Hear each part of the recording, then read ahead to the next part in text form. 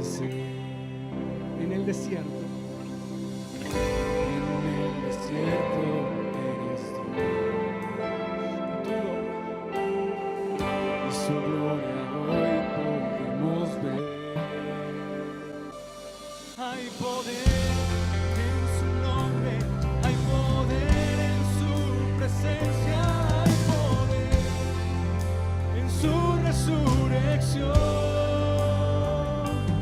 Hay poder en su sangre, hay poder en su palabra, hay poder en el nombre de Jesús. En mi adversidad.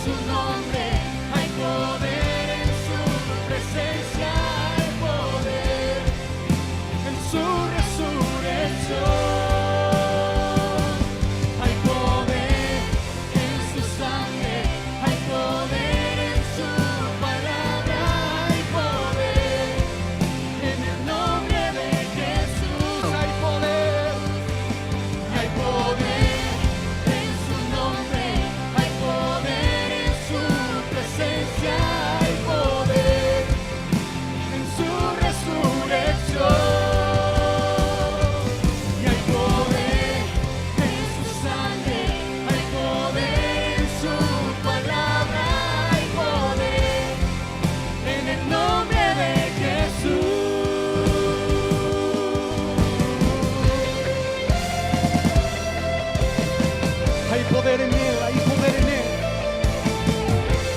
Hay poder en el nombre de Jesús. Oh,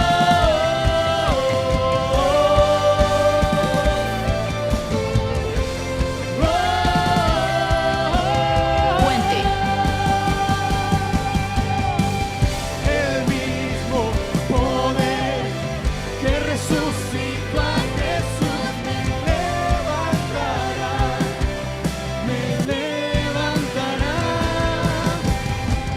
El mismo poder que resucitó a Jesús me levantará, me levantará. Hay poder en su nombre, hay poder en su presencia, hay poder en su resurrección. Hay poder en su sangre, hay poder en su palabra, hay poder en el nombre de Jesús. El mismo poder que resucitó a Jesús me levantará, me levantará. El mismo poder que resucitó a Jesús me levantará, me levantará.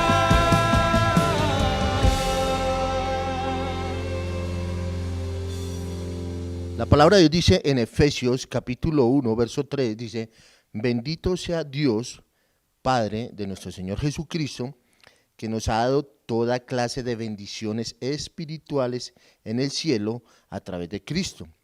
Dios quiere bendecirnos de esa manera porque nos eligió por amor antes de la creación del mundo para que fuéramos su pueblo santo sin falta ante Él.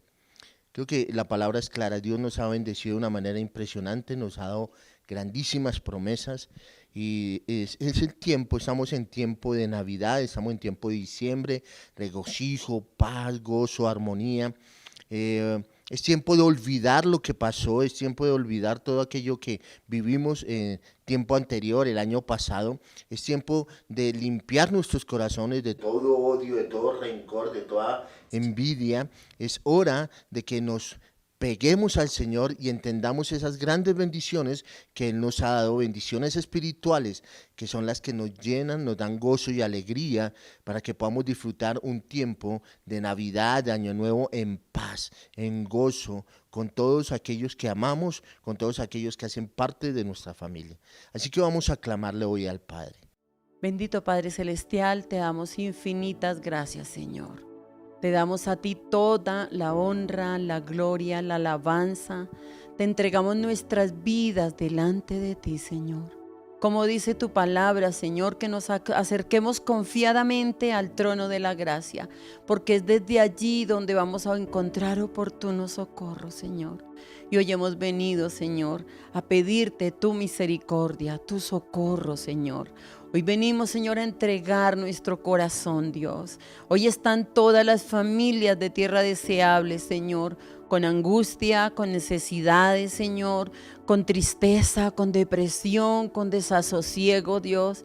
Están allí, Señor, y te necesitan, Dios de la gloria.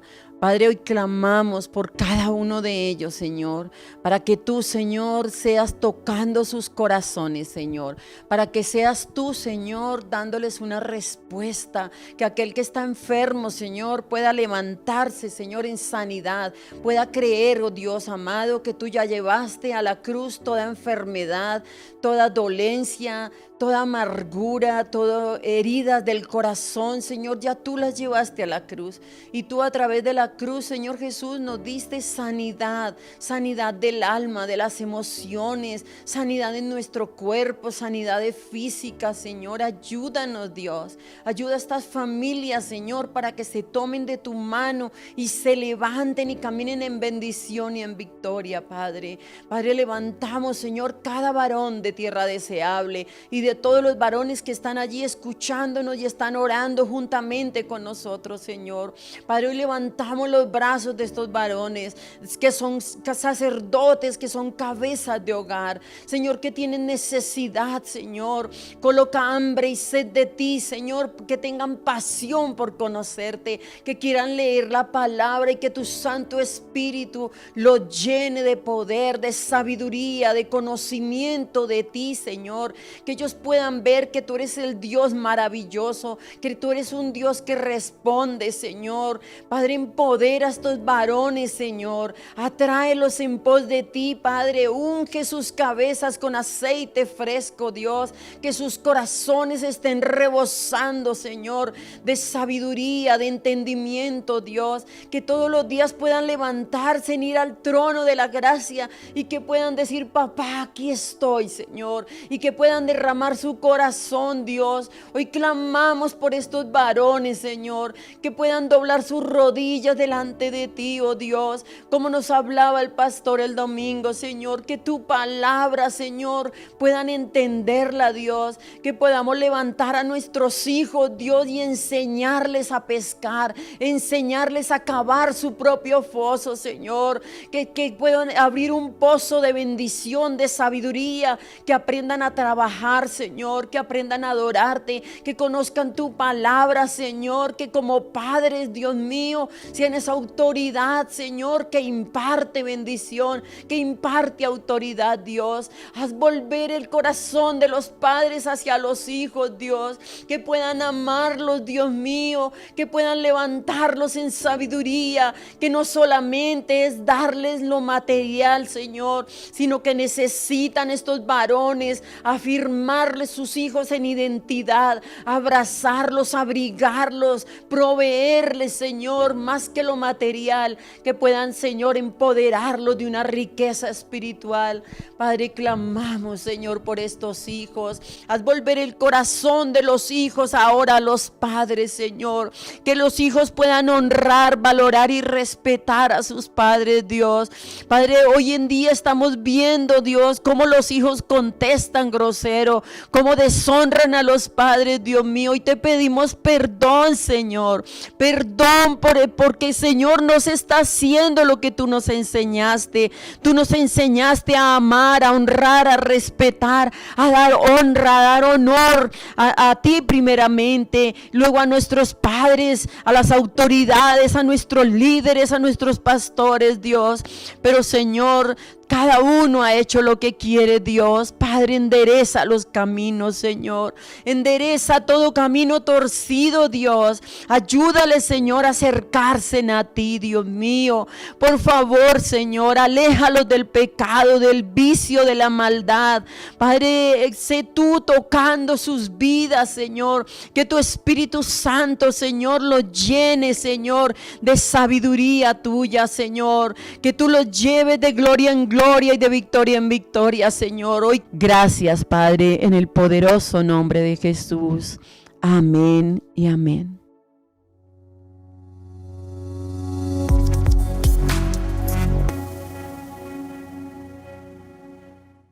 Iglesia Tierra Deseable, muy buenos días. En esta mañana damos gracias a Dios por este tiempo de poder compartir la palabra de Dios. Quiero bendecir la vida de todos aquellos que se conectan a través de YouTube y ven nuestros devocionales. Los bendecimos y esperamos que este trabajo sea de beneficio y de bendición para sus vidas. Así que vamos a iniciar hoy con el devocional que nos corresponde para el día de hoy.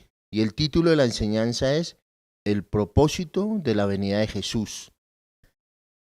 Vamos a estudiar Hebreos 2, 14 y 15 y vamos a ver qué enseñanza nos deja Hebreos acerca del propósito del por qué Jesús vino a vivir en esta tierra.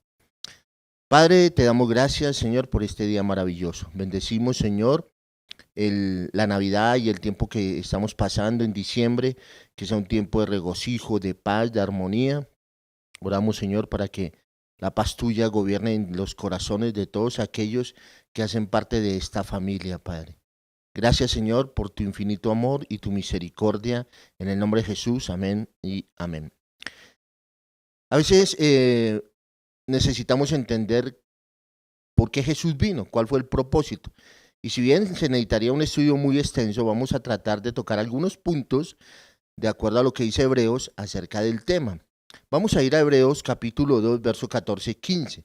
Dice, así que, por cuanto los hijos participan de carne y sangre, él igualmente participó también de lo mismo para anular mediante la muerte el poder de aquel que tenía el poder de la muerte, es decir, el diablo, y librar a los que por el temor a la muerte estaban sujetos a la esclavitud durante toda la vida.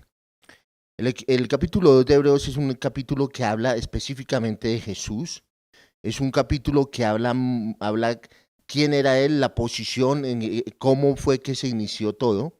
Y nos da una enseñanza bien extraordinaria acerca del inicio, ¿no? Hebreos 2, 14 y 15 nos lleva a entender el principio y el final de la vida terrenal de Jesús, con un propósito, dejarnos claro el motivo por el cual Él vino a este mundo. Es un pasaje muy interesante para que lo estudiemos. Vamos al primer punto, y está en el versículo 14, dice, por cuanto los hijos participan de carne y sangre. Pero vamos a darle un contexto, vamos al verso 11.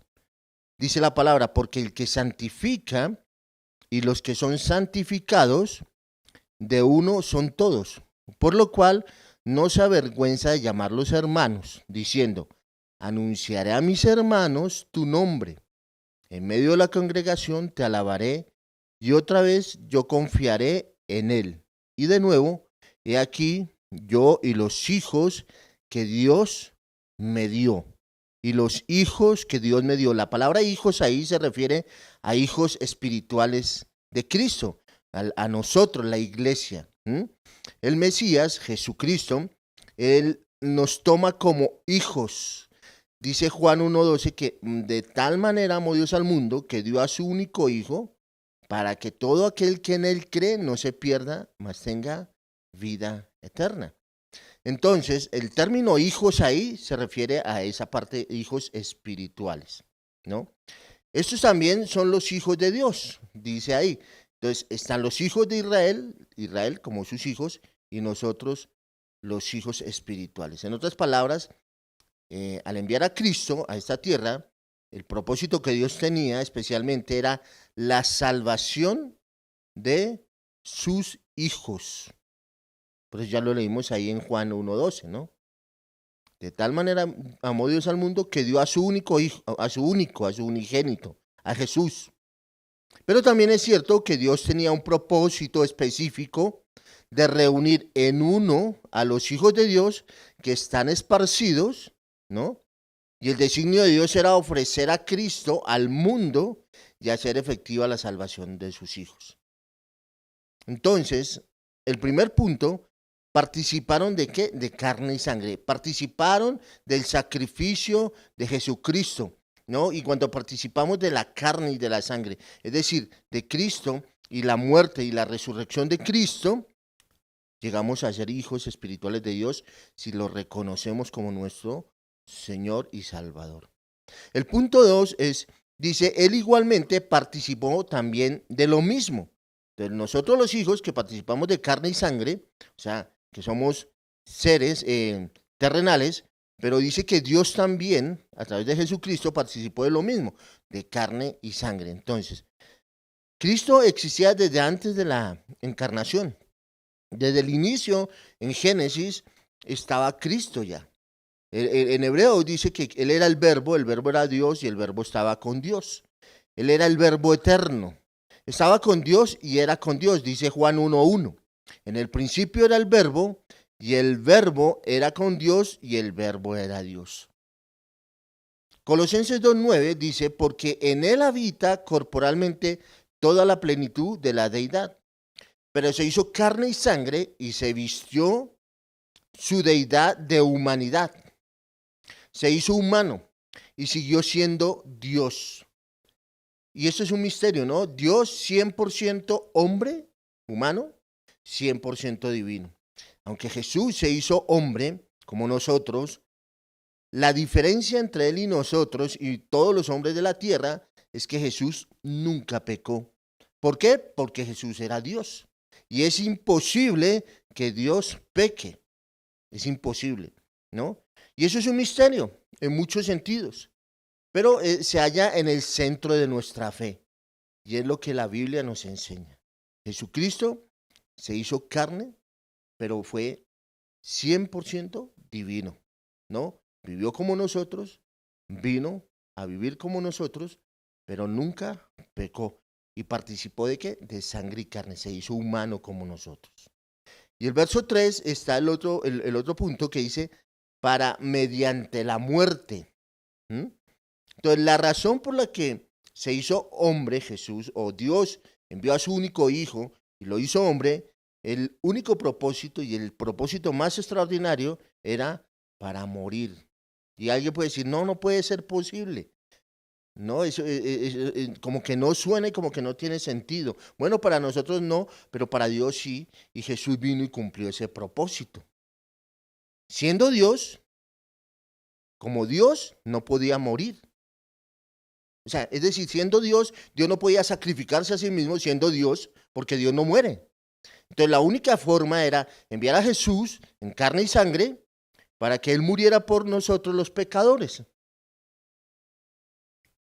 La única forma de que eso se pudiera cumplir era haciéndose hombre, siendo hombre.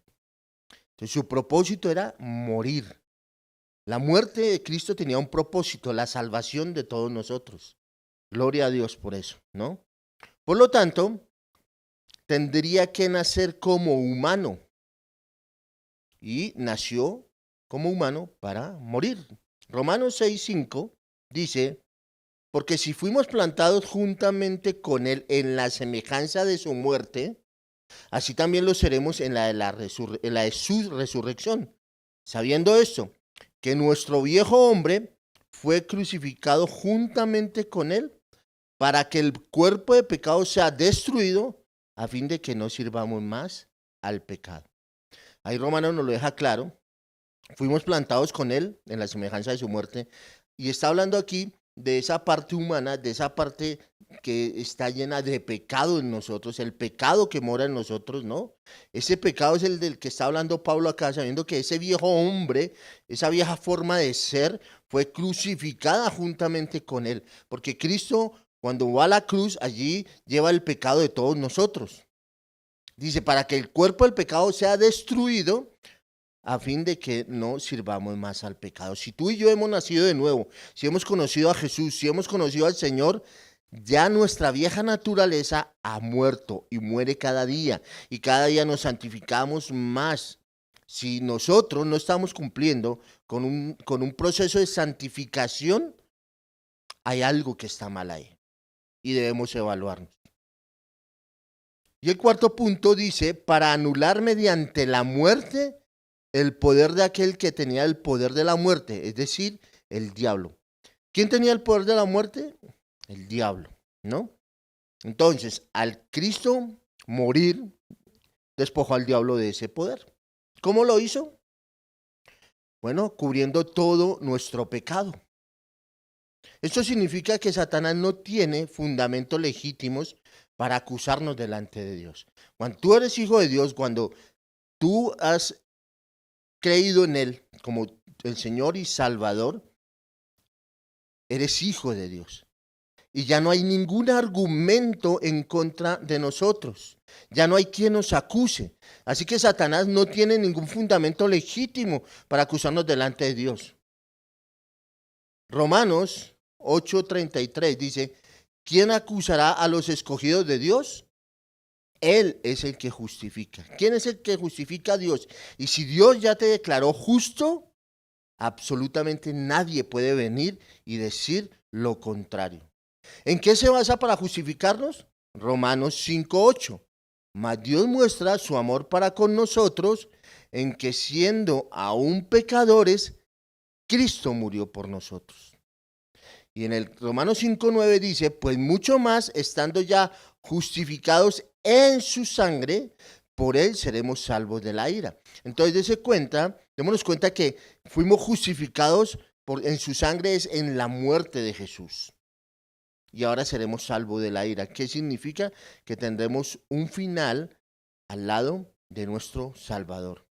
El arma más efectiva que Satanás tiene contra nosotros es nuestro propio pecado. Cuando pecamos, Satanás viene y nos acusa. Y es ahí donde él tiene autoridad para acusarnos. Pero cuando tú te has arrepentido, has confesado tus pecados y Satanás viene a acusarte, ya no hay nada que hacer. Ya él no tiene la autoridad porque ya Cristo te perdonó y te justificó. Si la muerte de Jesús quita el pecado, también arrebata el arma más poderosa de la mano de Satanás.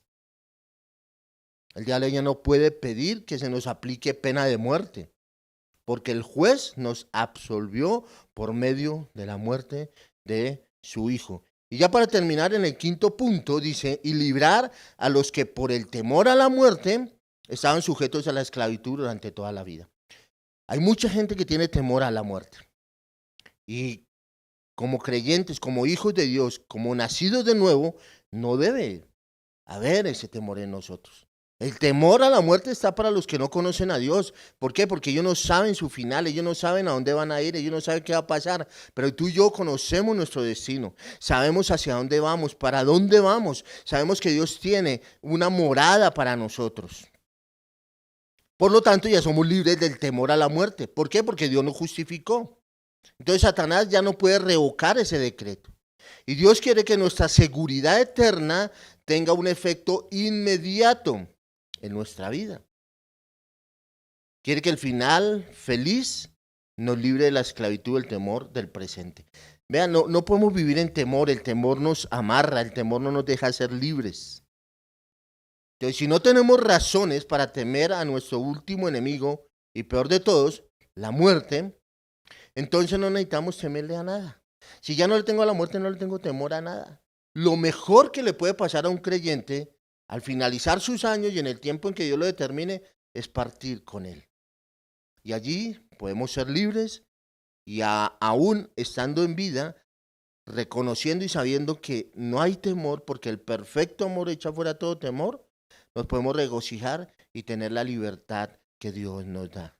Qué gran regalo de parte de Dios para nosotros y para todos aquellos que lo reciben como Jesús, como su Señor y su Salvador. Querido hermano, reflexiona sobre estos 5 puntos. El propósito de Jesús en este mundo fue venir, dar su vida en la cruz del Calvario por ti y por mí. Y no solamente por nosotros, que ya lo hemos confesado y que hemos declarado que es nuestro Señor, sino para todo aquel que cree. Entonces ve y predícale a otros a Cristo, ve y muéstrales a Cristo, ve y enséñales el propósito por el cual Cristo murió. Viene el tiempo de la Navidad, es el tiempo en que podemos hablar acerca de Jesús, que la gente entienda que ese niño que nació en un pesebre no se quedó niño, creció y cumplió un propósito, y era la salvación de todos nosotros. Dios les bendiga, Dios les guarde. Gracias por acompañarnos en este tiempo tan especial.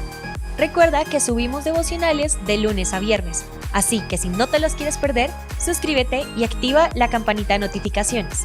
También queremos saber de ti, así que déjanos tu mensaje en la caja de comentarios y te estaremos leyendo. Dios te bendiga.